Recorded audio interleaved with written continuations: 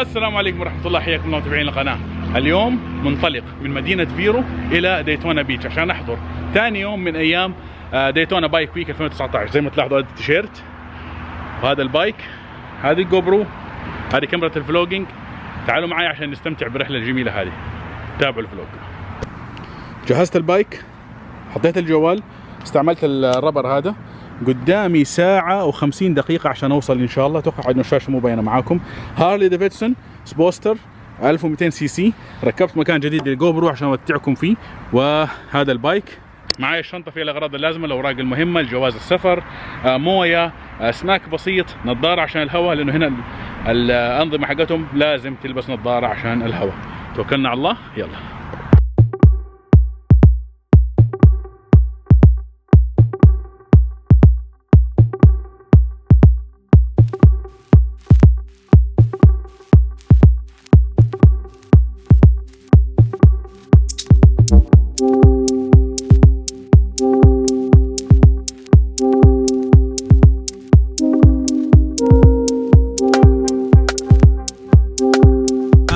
في تقريبا نص الطريق، قدامي تقريبا ابو 40 دقيقة عشان اوصل، بس لمبة البنزين ولعت علي فلازم اعبي البايك. ان شاء الله تلاحظوا البايكرية في كل مكان، كل واحد بيعبي البايك حقه. الحمد لله اني لقيت محطة قريبة. اللمبة ولعت علي بالصدفة وانا ما كنت عارف للأمانة.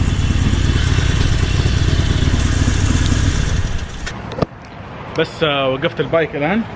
هذه المحطة وهذه هي الوقفة الأولى حقتي في الطريق إلى دايتونا بايك ويك. طبعا فأقفل البايك، أعبيه بنزين عشان لمبة البنزين ولعت زي ما تلاحظوا هنا. أتمنى أنها واضحة معاكم. هدخل أعبيه الآن وارجع أكمل طريقي. تقريبا قدامي نص ساعة تقريبا عشان أوصل لدايتونا بايك ويك.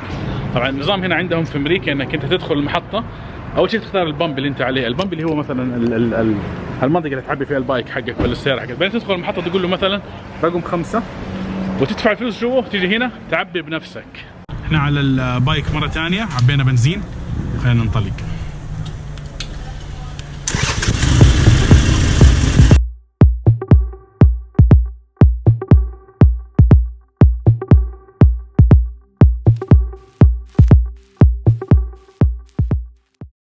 طبعا الآن وصلت دايتونا، ولكن دخلت المحطة بس غيرت الروت مرة ثانية وغيرت الماب، حطيتها على المين ستريت اللي هو المكان اللي تصير فيه الفعالية كاملة حقت المين ستريت. عشان أصور لكم بعض المقاطع والنقاط هناك إن شاء الله. بس هذا اللي أقدر أقوله. قدامي تقريبا كمان 20 دقيقة عشان أوصل للمين ستريت.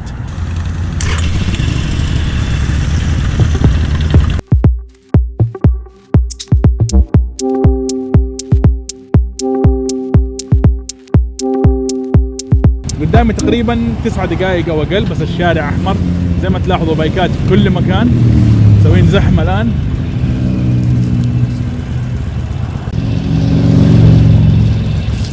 بايكات. هذا هو المهرجان الاكبر في امريكا، واقدر اقول في ما اقدر اقول في العالم، لانه في طبعا مهرجان في اوروبا اكبر منه. طبعا دايتونا بايك ويك عباره عن تقريبا 9 ايام الى 10 ايام، يصير في شهر مارس اللي هو شهر 3 فرنجي.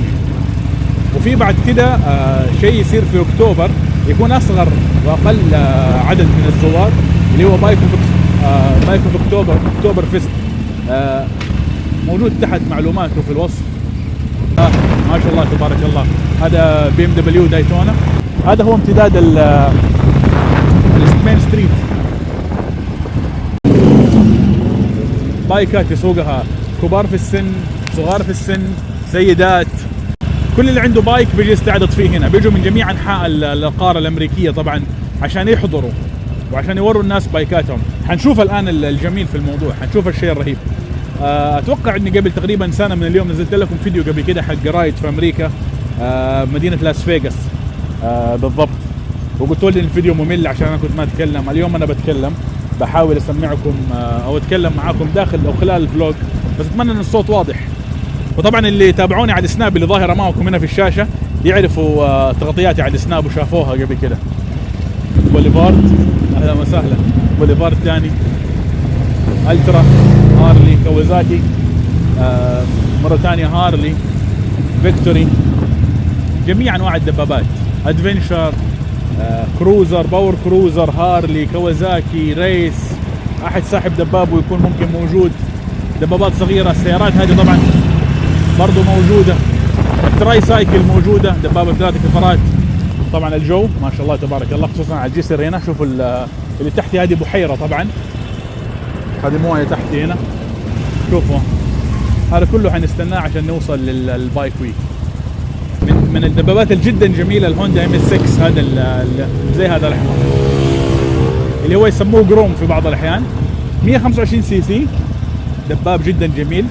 عشان اذكركم مرة ثانية، الدباب اللي معاي اللي هو هارلي سبوستر 1200 سي سي، جميل الدباب. طبعا اللي حاصل هنا هذه منطقة فرز، يحاولوا يخلوا البايكات بس اللي تمر، ويخلوا السيارات اجباري تطلع على اليمين. هذه فرز زي ما تلاحظوا، موتور سايكلز اونلي. ما شاء الله تبارك الله، دخلنا المنطقة. هذا هو المين ستريت اللي بتحصل فيه له الفعاليات حقت البايك ويك حق دايتونا. شيء جدا جميل، احساس رهيب اني اكون معاهم اليوم. الحمد لله. اتمنى ان الصوت واضح. سامحوني لو في اي مناظر يعني مخلة بالاداب، لانه هذا الشارع حقهم، هذا احتفالهم، هذه طريقتهم. انا ما اقدر اتحكم في ملابسهم، ولكن ححاول اقطع اللي اقدر عليه. الاحتفالات في كل مكان، زي ما تلاحظوا بايكات في كل مكان موجودة، عن اكسسوارز وجيرز وملابس. تنظيم جدا ممتاز، والامن موجود في كل مكان. دوريات وعساكر، وتعرفوا يعني حدث كبير جدا وفي تجمع عالي من الناس. السيارات بعد المنطقة هذه ما مسموح فيها، فتلاقي الفرز بيصير يا اما يروحوا يمين يسار او يرجعوا ورا بحيث ما كنا على الجسر. كل الموتوسايكل بتروح على طول.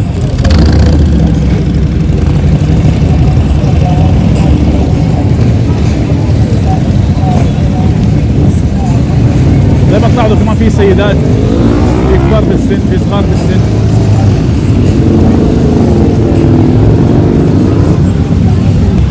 علامة ويلكم رايدر. ما نعرف الصوت اذا كان واضح. احنا اول حاولنا نتخلص من صوت الهواء، الان ما حيتخلص من صوت الازعاج الموجود. اصوات محركات، هدير محركات، في توين، 2 ستروك، ان لاين، 1 سلندر، 2 سلندر. ما شاء الله تبارك الله. ريس، كروزر، جميع الانواع، جميع الانواع، ما شاء الله تبارك الله. طبعا هذه المنطقة الرئيسية اللي يحتفلوا فيها، اللي هي المين ستريت، او الشارع اسمه مين ستريت اللي يحتفلوا فيه بالبايك ويك.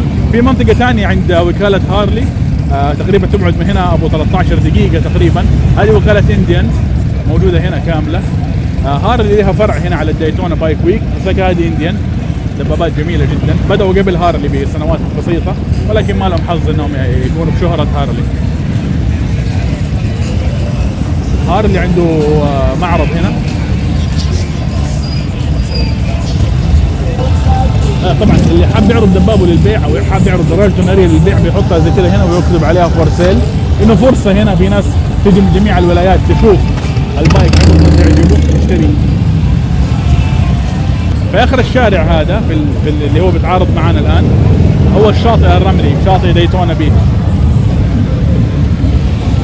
بطارية الجوال على اخر وبطارية الكاميرا على اخر، الله يجملها.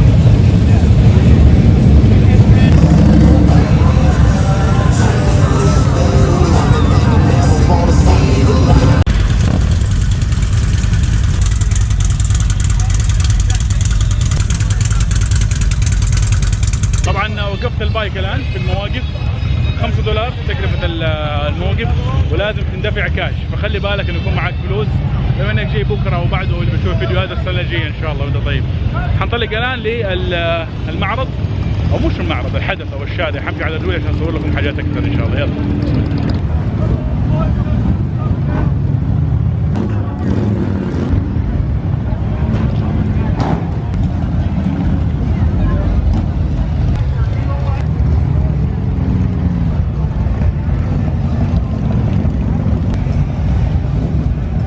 بوث حق انديان اللي موجود هنا.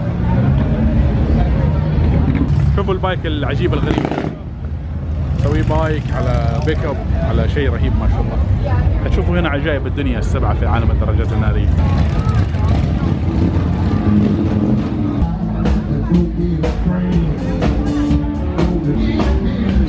انا بس بحاول اروح لاخر الشارع عشان اقطع وارجع مره ثانيه الخط ده كله، لانه بيقولوا في اخر الشارع على اليسار في منطقه كمان جميله. خلينا نشوف. طبعا حنعدي على انديان كمان. قبل تقريبا ربع ساعه من الان او بدايه الفلوج وزينا من هذا الشارع من ذاك الجسر هناك اللي في الاخير، مشينا ذا كله الطريق، اخذنا معهم لفه. الان حقطع الشارع واروح الجهه الثانيه.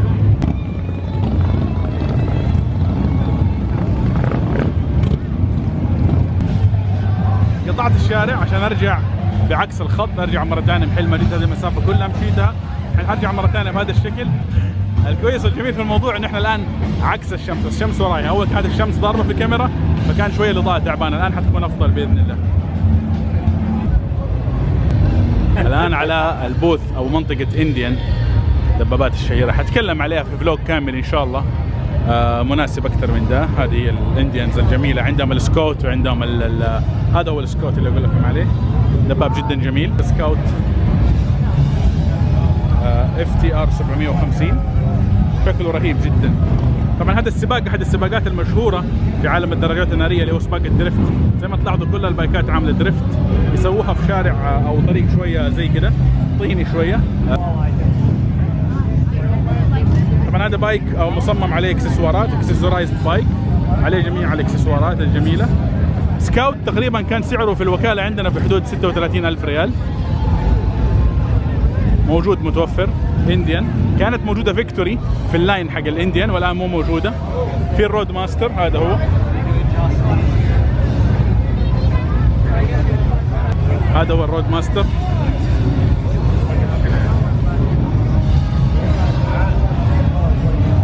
هذا الفينتج. هذه هي الوول اوف ديث سكوت.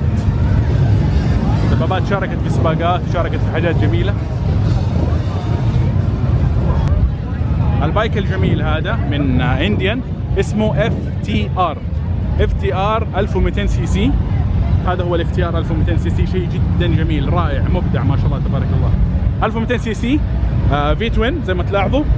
معلومات تفاصيل اكثر من كده ما عندي لان اسوي له ان شاء الله فلوج كامل بعد كده باذن الله. انديان FTR 1200 سي سي ما عدا هذا طبعا اشكال اخرى. انديان تصنع نسخه خاصه للسباقات حقت الدريفت اللي شرحت لكم اياها قبل شويه ب 750 سي سي فقط. البرودكشن لاين او التصنيعي او التجاري كله 1200 سي سي. طبعا ما زلنا مستمرين بعد تغطيه البوث حق انديان، مستمرين عشان نطلع لاخر الشارع ونشوف ايش فيه. شوفوا المنظر الجميل هذا، شاطئ المحيط. بحاول اتسابق مع الشمس قبل ما تغيب واصور لكم كل اللي اقدر عليه. زي ما تلاحظوا خفت الزحمه حق البايكات ولكن الناس ماشيه لسه ما شاء الله تبارك الله. الاجواء جدا جميله ما شاء الله ومستمتع جدا في الفلوج هذا، اتمنى يكون عجبكم. ما حقفل لسه ولكن بس بقول الشغلات الجميله في الدايتونا بايك ويك انه مجاني، كل الدخول مجاني، تعرض دراجتك الناريه بشكل مجاني جدا، ما في رسوم، ما في باكيجات، ما في الامور هذه. المحلات تفتح ابوابها، اغاني، ميوزك، احتفالات، جميع انواع الحاجات الجميله برضو موجوده هنا في دايتونا بايك ويك. طبعا هذا العيد او السنه 78 على التوالي اللي يحصل فيها الدايتونا بايك ويك لهذا الشيء. سيارات جميله جدا. طبعا الفولكس واجن الباص هذا رهيب جدا. اغلب الدراجات الناريه المعروضه طبعا دراجات من فئه هارلي والكروزر والمرادي، مع انه جميع انواع الدراجات الناريه موجوده. طبعا امريكا مو زي اوروبا فيها جميع انواع الدراجات بلا استثناء طبعا، واجمل واحلى فيها طبعا دراجات ناريه اكزوتكس، وفيها دراجات ناريه قديمه وجديده وكل حاجه. دباب ياماها قديم جدا. طبعا هذه كانت اشكال الدبابات الريس زمان بهذا الشكل. طبعا هذه كانت تغطيتنا لدايتونا بايك ويك رقم 78. اتمنى يكون عجبكم الفلوج هذا، ما كان طويل. لا تنسوا تشتركوا في القناه، اللايك والشير والسبسكرايب. سناب شات الموجود اللي هنا في يدي، وانستغرام القناه وفيسبوك القناه لا تنسوه. اتمنى يكون عجبكم. السلام عليكم ورحمه الله.